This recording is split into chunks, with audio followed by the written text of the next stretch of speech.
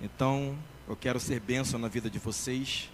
Viemos aqui para poder adorar e engrandecer o nome do Senhor. E eu creio que em todos esses dias que essa manifestação está acontecendo aqui, neste lugar de adoração, nessa terra fértil, em diversas formas o Senhor falou.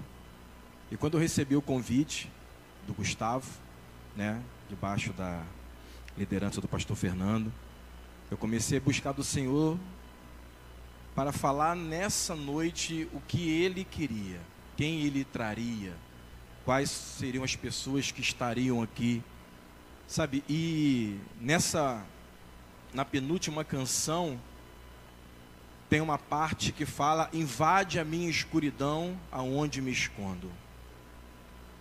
E eu comecei a buscar do Senhor, mesmo nesse evento, falando sobre orar pelas nações, orar por vidas que ainda não conhecem a Cristo, pedir para que o Senhor alcance as vidas nas nações através de nós, porque é muito importante, além da oração, ter a ação, a movimentação, para que nós sejamos ferramentas do Senhor na vida de outras pessoas. Amém, queridos?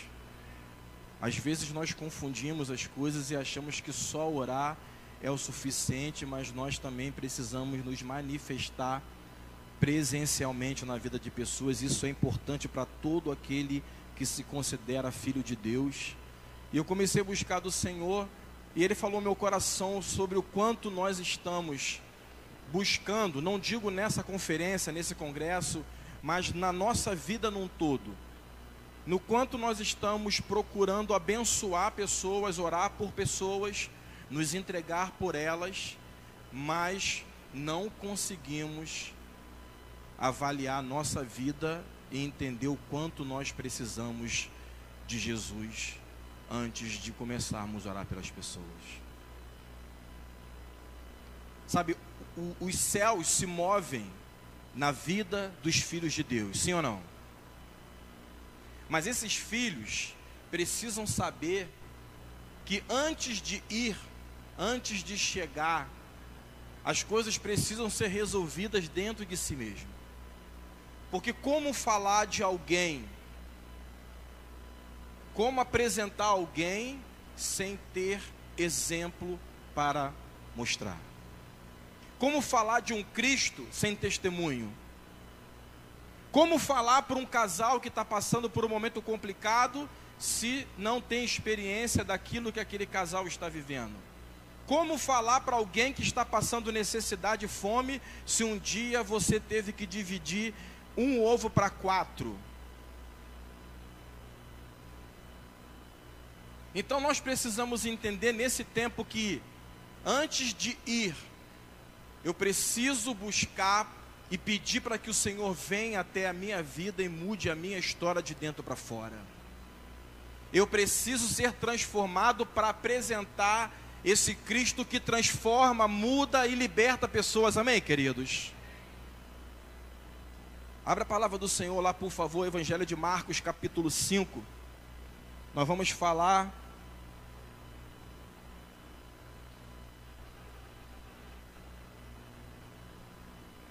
de parte de uma família que foi alcançada por um tempo difícil, e que Jesus entrou em suas vidas e mudou suas histórias. E foi dessa forma que o Senhor falou. E eu não sabia, a equipe que ministrou aqui é da nossa igreja, da Igreja do Deus Eterno no Galo Branco. E eu em casa ia pedir para o Jonatas se ele poderia ministrar essa canção que ele cantou ainda agora aqui, Como Prometeste. E já estava no repertório dele sem eu saber. E é exatamente isso, o Senhor quer invadir a escuridão que ainda há em nós para nos transformar e nos fazer o panfleto de evangelismo através da nossa vida e exemplo. Porque se eu entrego um panfleto, ele não vai representar quem eu sou. Ele pode até ter um dizer que Jesus salva, mas é muito raso, é muito vago. Eu preciso ser o panfleto. Eu preciso ser um cristão, um pequeno Cristo, sem abrir a boca. Amém, queridos?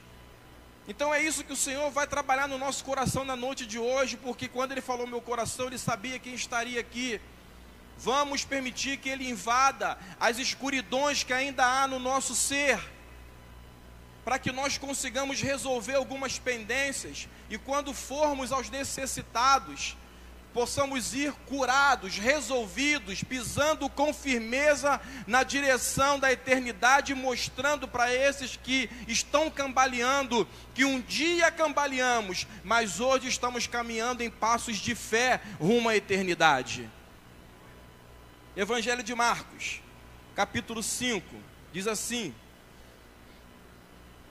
entre mentes, chegaram à outra margem do mar, a terra dos Gerazenos.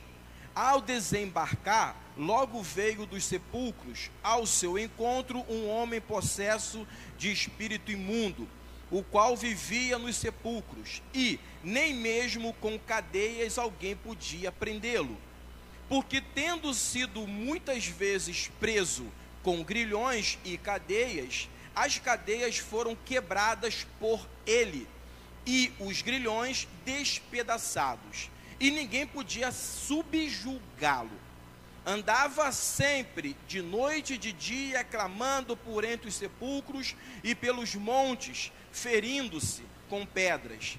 Quando de longe viu Jesus, correu e o adorou. Segurem no versículo 6. Essa história começa quando Jesus e os discípulos atravessa o mar da Galileia e vai para um lugar que outrora ninguém tinha ido. Se a gente for olhar o mapa, todos os milagres que Jesus fez foram somente de um lado, no lado da Galileia. Do outro lado, que eu anotei aqui, que se chamava Colinas do Golã, ninguém tinha ido lá. E 90% daquela população era pagã, não conhecia Cristo, não servia a Deus, a Torá, não conhecia nada referente ao Deus dos céus. O único milagre registrado fora da Galileia, do outro lado, foi exatamente este milagre que fez Jesus na vida daquela família. Pastor, mas você leu aí que era... Nós nem chegamos lá ainda, né? Paramos no 6. Quando de longe viu Jesus, correu e o adorou. Um homem que fala. Sendo que no Evangelho de Mateus vai dizer que eram 2 endemoniados. Então a palavra está contradizendo? Será que há mentira na palavra? Porque um evangelho fala que eram 2 endemoniados e um evangelho fala que era um só. Por isso que eu comecei falando que uma família foi curada por Jesus em meio a momentos difíceis. Quando a gente vem nessa narrativa, porque Marcos, ele não andou com Jesus, pelo menos diretamente não, a palavra vai falar sobre um tal de João Marcos, que andava de longe observando, mas não foi discípulo, não andou junto. Então vai dizer que o Evangelho de Marcos ele foi escrito aconselhado por Pedro. Então muitas coisas que ele registrou foi acompanhado por alguém que andou com Cristo. Então não há mentira em Mateus dizer que eram 2 pessoas e Marcos uma, porque naquela época, no Oriente Médio, quando fazia contagem ou falava-se de grupos, na maioria das vezes mulheres e crianças não entravam. Tanto que na multiplicação dos pães vai falar uma quantidade de pessoas que foram alimentadas, fora homens, fora mulheres e crianças. Quem conhece essa passagem, amém? Então nós podemos dizer que junto com esse endemoniado tinha mais uma pessoa, está registrado. Essa outra pessoa pode ser, era uma mulher ou uma criança. Então nós estamos presenciando uma família destruída, uma família possuída por demônios, uma família que deixou a sua casa, sabe-se lá quanto tempo. E isso era normal, porque do outro lado do lago, não tinha temor, pelo contrário, Além de tudo que era pagão para aquelas pessoas, tinha o deus Moloque. Já ouviram falar aqui do deus Moloque? Ele era adorado através de sacrifício de crianças. Então, demônios possuir e destruir pessoas naquela localidade era uma coisa normal. Mas um dia, Jesus resolveu atravessar esse lago e ir para lá aonde nenhum judeu colocava os pés. Sabe, eu consigo aprender muitas coisas com essa passagem, principalmente entender que quanto mais eu quero ver Cristo mudar a história de alguém, mais eu preciso me posicionar e me esforçar. Aquele papo de vai com Deus, Deus te abençoe, eu vou orar por você. Sabe, nós precisamos pisar em consolidação de que o Evangelho, ele vai muito sobre o que eu e você pregamos e também fazemos. E na maioria das vezes, nós estamos prontos para orar e não nos movimentar, e não ajudar, e não ir ao encontro. Semana passada fomos confrontados lá na igreja com uma palavra muito forte sobre isso. Porque ser cristão dentro de casa, dentro de quatro paredes, na igreja, fazendo o que todo crente faz, fica uma coisa muito anormal, porque esse não é o Evangelho de Jesus Cristo. Aqui eu me alimento, aqui eu me fortaleço para poder sair por aquelas portas, quando a reunião acabar, e ir ao encontro do faminto, do sedento e do perdido. Amém, queridos? Essa é a essência do Evangelho. Então Jesus resolve fugir da lógica, sair daquilo que era propício à confusão. Ele encara aquela situação de frente e vai do outro lado. E a palavra vai dizer que enquanto eles estão atravessando o lago de Genezaré, o que acontece? Uma forte tempestade acontece. Uma movimentação da natureza diferente acontece, tentando impedir que Jesus chegasse do outro lado. Mas ele interrompeu a tempestade e conseguiram chegar até lá. Quando ele chega até lá, aquela família, porque mesmo Marcos contando que era um só, Mateus nos confirma que havia uma família. Então vamos entender que era um homem e uma mulher, que já tinha perdido a essência da sua casa, da sua família, perdeu a identificação, esqueceram suas raízes, e agora estavam vivendo no sepulcro, caminhando pelos vales, pelos montes, correndo, gritando. As pessoas não conseguiam prendê-las. Não havia força humana que conseguisse impedir que aquela família fizesse um alvoroço naquela localidade. Porque nós estamos sempre prontos a identificar um problema como inabalável. Não tem como. Acho que eu vou até parar de orar por fulano, porque ali não tem mais jeito. Eu vou começar a pensar em outra forma. Isso aí é falta de caráter. A gente começa a colocar rótulos nas pessoas, a gente inventa impedimentos, porque aos nossos olhos não há possibilidade daquela pessoa mudar. Sim ou não, igreja? Falamos que servimos a um Deus vivo, mas dentro de nós a fé está morta o suficiente para não crer que aquela família, que aquela pessoa, que aquele nosso parente pode ser liberto e transformado para a glória de Deus. Então Jesus chega lá, e aquele demônio, possuindo aquela família, vai ao encontro dele e se prostra e reconhece ele como Senhor. As coisas estão começando a acontecer para mudar a história de uma família. E esse acontecimento vai mudar não só a história daquela família, mas de outras famílias. Porque a nossa limitação nos faz entender que para algumas pessoas Deus pode fazer um milagre, em outras não. Jesus pode transformar e mudar aquela família ali, mas aquela lá, que está na bebida, que está no pagode, que está na cocaína, que está subindo e descendo as roelas, os morros, Não tem como. Não tem como. Vou começar a mudar o meu alvo de oração, porque aquilo ali não tem como mudar. Que fé é essa que eu tenho para sair de casa e vir para a casa do Senhor adorar? Mas quando eu encontro uma dificuldade mediante ao que uma pessoa está enfrentando, logo eu determino que não dá para Deus fazer. Ninguém queria atravessar, mas Jesus atravessou. E ele foi lá.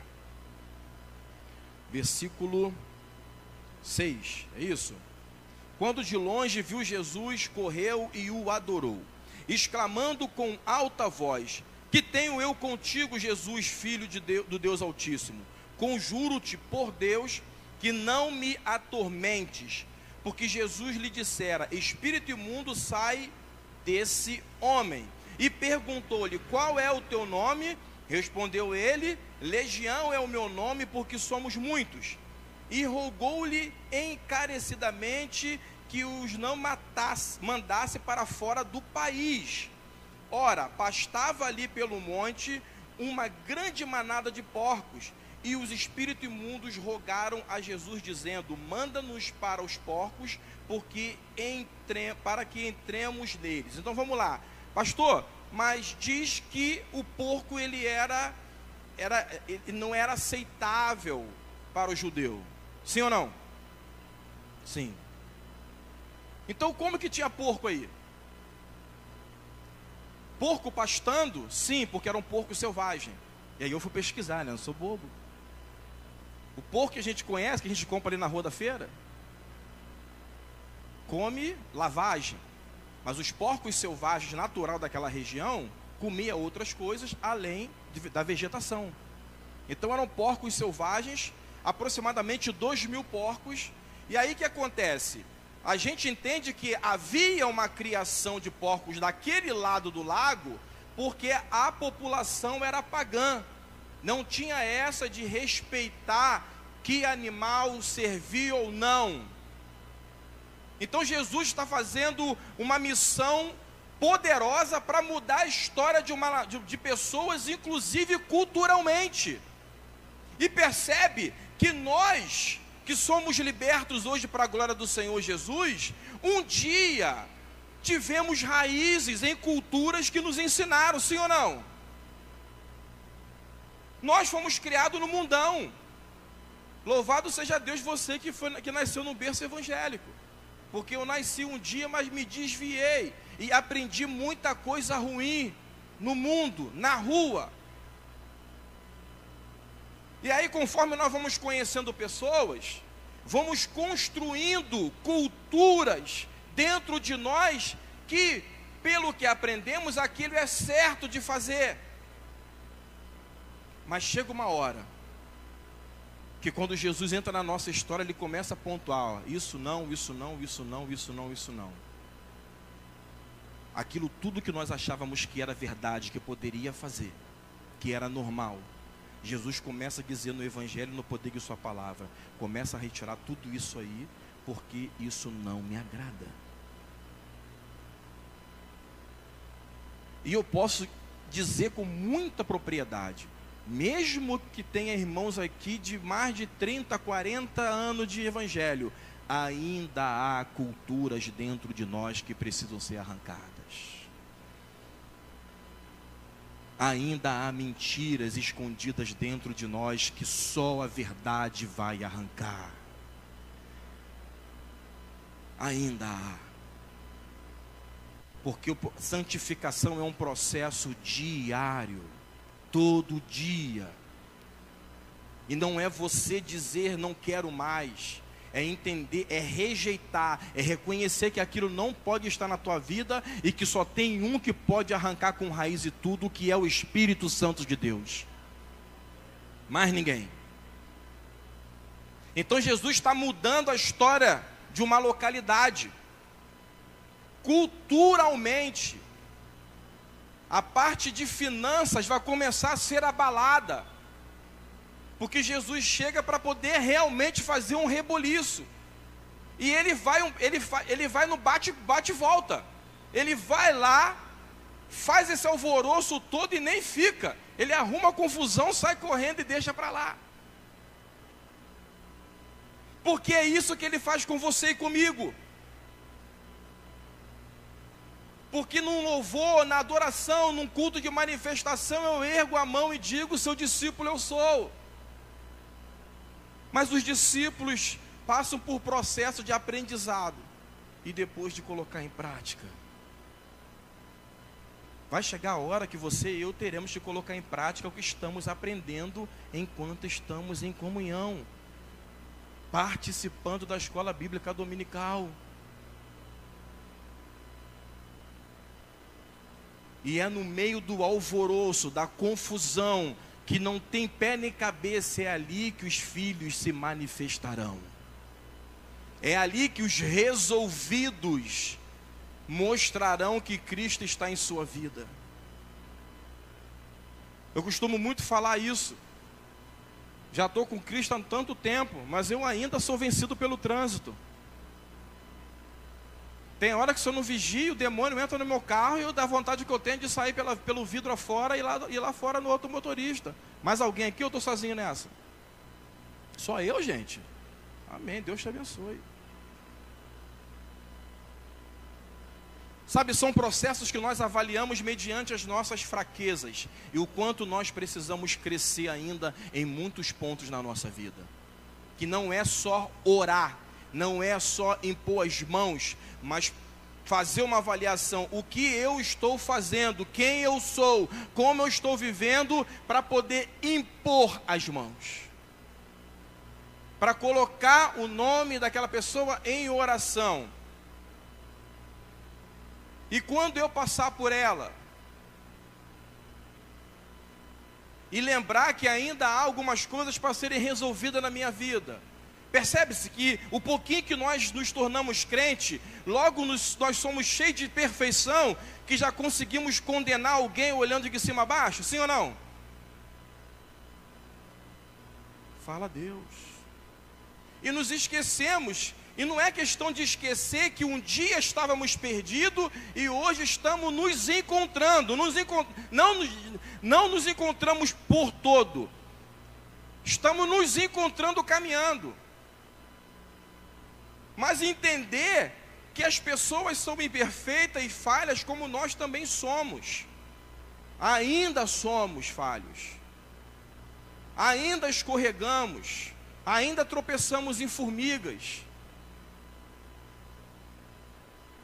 Dessa fonte que só era para sair um tipo de água, ainda sai água doce e salgada. Sim ou não? Sim ou não? Sabe, são esses processos que vão acontecendo, que nós precisamos entender, que antes que eu venha orar por alguém e vigiar, porque para que a minha oração não seja autossuficiente, abençoe o pobre coitado, abençoe fulano que precisa tanto de ti, abençoe Maria que está perdida, cheia de sensualidade, abençoe fulano que ainda está preso no copinho da escola e da esquincariol. Sabe, é uma oração soberba que quase nós falamos assim, igual lá a parábola do fariseu com o publicano, quem lembra? Né? O fariseu nem orou, em pensamento ele disse: Senhor, eu sou bom demais. Eu dou dízimo, eu sou o primeiro a chegar, o último a sair. Quando cai um copo aqui, eu não fico esperando a pessoa da limpeza pegar, eu vou lá e pego. Ah, eu faço tantas coisas, Senhor. Fico na recepção, no estacionamento. Agora tem gente que ainda fala palavrão. Tem gente que ainda usa roupinha curta.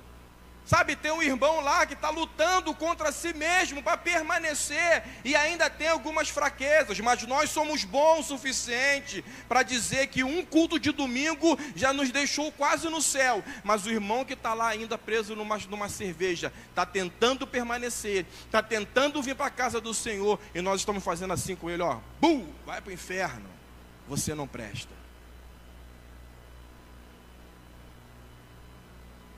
Quem sou eu?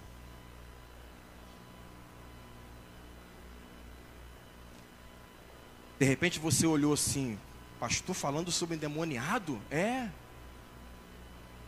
As características dessa família endemoniada pode ser parecida com você e eu. Perdidos nos sepulcros, áreas mortas dentro de nós, gritando nos altos montes, ruivando. Porque aqui, ou lá na igreja do Deus Eterno, na hora do louvor, eu dou um glória a Deus absurdo. Mas quando eu estou em casa, que aquele meu vizinho de parede com parede escuta sair aqueles gritos que não são de adoração.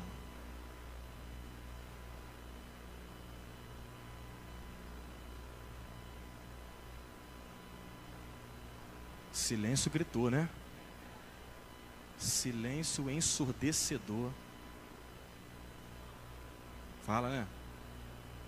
Mas fica tranquilo, isso aqui não é abuso de poder com o microfone na mão não, tá, amados? Porque essa palavra é para mim também. Então, antes que eu venha achar que tem pessoas que precisam, que carecem da minha oração e do meu clamor por elas, eu preciso entender que tem que haver um clamor pela minha vida. Sabe, olhar no espelho e ver o quanto eu preciso melhorar.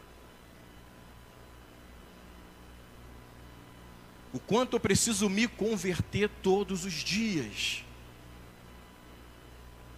E só tem um que pode fazer isso, que é o Espírito Santo de Deus, porque a palavra fala que só Ele tem poder para nos convencer. Só Ele. E às vezes a mesma voz que grita glória a Deus dentro da igreja é a mesma voz que grita lá na rua, dentro de casa: sai daqui, Satanás, vem guardar sua roupa, endemoniado, praga, né? Danado. Uma palavra que tem na boca do crente, danado. Sabe o que é danado? Cão que vai para o inferno. Pode pesquisar. Ah, mas ele é tão danadinho. Culturalmente, aprendemos a falar danado e chamar as pessoas despertas de danado, ou se elas não estão correspondendo à minha ordem, ela é um danado. Danado quer dizer cão que está indo para o inferno. E os crentes falam isso uma vida inteira e acham que é normal. Então eu vejo que tem muito dessa família endemoniada aqui ainda na minha vida que eu preciso mudar. E que se Jesus não entrar para mudar a minha história, eu continuarei vagando, acorrentado nas cadeias da vida, perambulando sem destino, sem norte. Aleluia. Jesus, 13, o permitiu. Então, saindo os espíritos imundos, entraram nos porcos, e a manada, que era cerca de 2.000, precipitou-se despenhadeiro abaixo para dentro do mar, onde se afogaram. Essa passagem aqui de Marcos, ela é interessante, eu estava estudando. Ele é muito irônico quando ele fala dessa história. Essa história ela é narrada por Mateus e também por Lucas. E dos três, o único que andou com Jesus foi Mateus, né? Mas quando nós vamos ler essa passagem lá em Mateus, a conversão de Mateus acontece depois desse episódio. Então eu fui pesquisar por que Marcos ele usa alguns trocadilhos, algumas palavras sobre manada de porcos e a questão de sair daqui do país. Ele usa algumas palavras que eu fui pesquisar. Isso aqui é referente que naquela época havia um grupo de soldados romanos chamado 10ª Legião. Essa 10ª Legião, ela tinha como nome Fretenses. E essa legião, ela era responsável para poder tomar conta daquela área. E eles eram pessoas, soldados que usavam o mar como seu território, tanto para proteger como para poder atacar se viesse algum tipo de inimigo. Então eles ficavam nos montes porque a visão de cima para baixo favorecia tomar conta da região.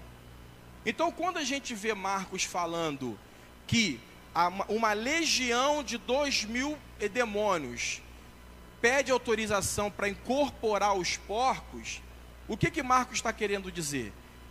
Que ele não diz que não eram demônios. Algumas pessoas acreditam que na visão de Marcos não eram demônios, mas sim soldados romanos. Mas ele quer dizer que da mesma forma que os soldados ficavam de cima do monte, observando, e que depois eles correm, porque os porcos, quando eles são espantados, teoricamente eles correm cada um para uma direção, não correm para a mesma direção. Mas quando esses demônios pedem permissão para incorporar os porcos, diz a palavra que todos correram na mesma direção, se lançaram no abismo e caíram afogados, caíram e se afogaram. Na visão de Marcos, ele faz um trocadilho como se esses demônios fossem os soldados romanos, e que Jesus poderia fazer a mesma coisa com eles, fazê-los, precipitá-los para baixo e todos morrer afogados, porque eles eram uma legião que tinha um domínio, uma frota marítima, e a parte do mar era onde eles tinham um controle maior. Então ele começa a mostrar que, por mais que a dificuldade fosse maior, grande, poderosa, como a habilidade daquela tropa, daquela legião, que era a maior e mais forte legião do Império Romano naquele período, no seu evangelho ele diz que pode ser poderoso que for, se Jesus quiser, pode lançá-los da onde eles vieram e acabar com todos eles. Mas Jesus não quis fazer. E aí, interessante que parece que há um diálogo entre os demônios e Jesus, e eles falam, tudo bem, nós vamos sair daqui, mas nós não queremos sair daqui do país de qualquer jeito, nos deixa ir para os porcos. E Jesus permite. Parece que Jesus está negociando, dialogando, permitindo que o diabo se manifestasse de uma forma ali que viesse a concluir o que eles queriam. Porque quando Jesus permite o incorporar dos porcos e eles se lançarem no abismo, 2.000, o que Jesus está mostrando ali? Que ele é poderoso para poder permitir qualquer coisa acontecer, e propositalmente ele deixa os porcos serem mortos para mexer na parte de finanças daquela região. Ele mexe na raiz, ele tira tudo do lugar, ele desconcerta tudo, ele coloca tudo fora do controle. A parte de economia daquela região começa a entrar em colapso, porque os porcos todos foram mortos, lançados ao mar, não tinha como recuperar. Olha o prejuízo. E as pessoas assustadas correm, vai contar para outros. E quando eles voltam cheios de temor, perdidos, sem saber o que fazer. Mas vamos lá, para a gente poder finalizar.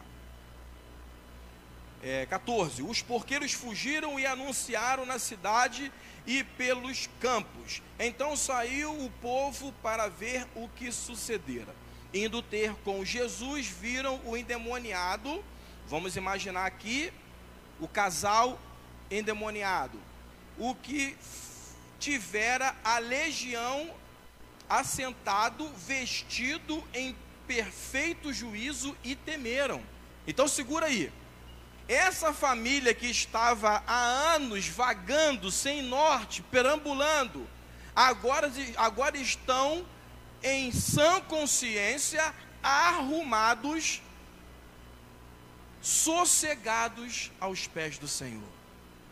Então não foi só o colapso na economia, mas aquela família que perturbava aquele lugarejo, aquelas pessoas ali perto, agora elas estão irreconhecíveis para o lado positivo.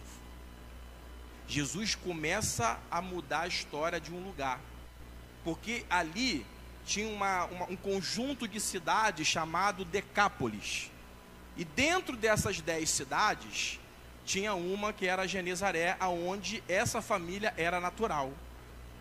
Então vamos lá para a gente poder entender o tamanho da transformação de Jesus na vida do perdido. Ó,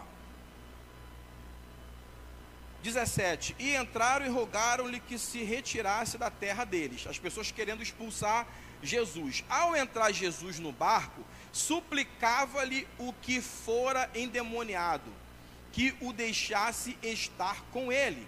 Jesus, porém, não lhe permitiu, mas ordenou-lhe: vai para a tua casa, para os teus, anuncia-lhes tudo o que o Senhor te fez e como teve compaixão de ti. Então ele foi e começou a proclamar em Decápolis tudo o que Jesus lhe fizera, e todos se admiraram. Então vamos entender aqui, essa família foi transformada por Jesus, liberta de uma escravidão.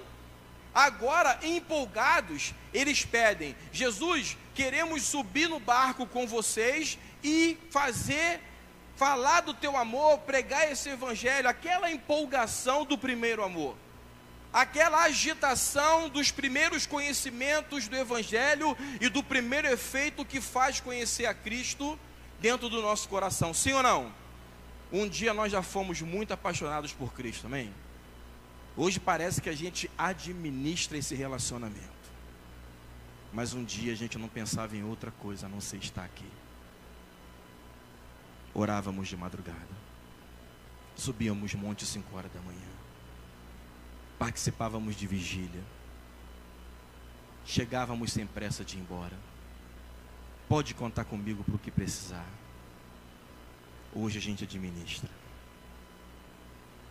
Hoje nós ocupamos o nosso tempo com tantas outras coisas. E se não for uma escala para nos lembrar que tem culto, a gente fica em casa, mexendo no controle remoto, rodando aqueles 300 canais várias vezes, sem saber aonde quer chegar.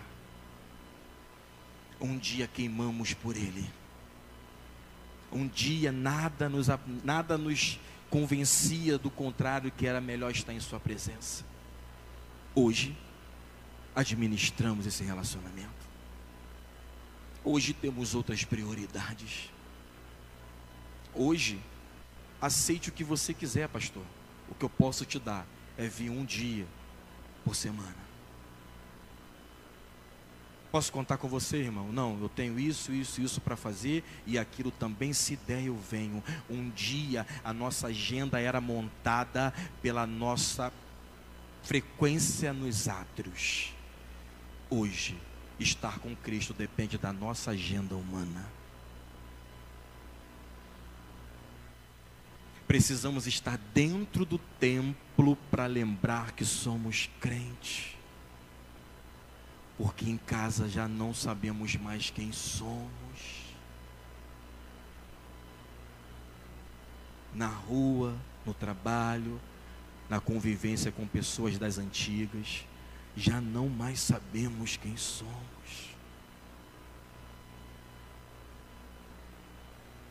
Por isso que o Senhor falou ao meu coração: leve esta palavra, meu filho. Porque antes de orar pelas pessoas, vocês precisam colocar as coisas em ordem dentro de vocês.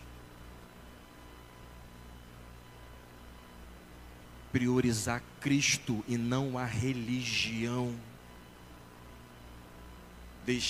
Permitir que Ele venha continuar a boa obra começada, e que Ele vai concluir, mas neste trajeto, algumas coisas ainda precisam ser removidas, substituídas. E aí o que Ele faz? Não, vocês não vão vir não. Vai para casa. Vai para casa, porque tem pessoas que amam vocês lá esperando por vocês. Vai para casa porque tem pessoas que desistiram de vocês. Vai para casa porque tem parentes, tem pessoas da família de vocês que já nem lembram mais quem são vocês, porque sentem vergonha, porque vocês estavam perambulando pelos cemitérios e pelos montes, falando coisas, ruivando como se fosse bicho. Vai para casa, coloca as coisas em ordem, resolve tudo. e ele não falou e depois me segue. Vai, e no caminho vai falando para as pessoas o que Deus fez na tua vida. Aleluia! Aleluia! Vai caminhando e vai contando. E quando chegar em casa, reveja tudo que ficou perdido, tudo que se passou com essa ausência de vocês. Amados, nós precisamos estar vigilantes todos os dias. Amém? Porque às vezes nós pensamos que endemoniado são aqueles que caem, que vai naquela igreja lá que tem o período lá de libertação, e que a gente caçoa, né? A gente caçoa daquela igreja lá que tem um processo de libertação diferente. Nós somos crentes.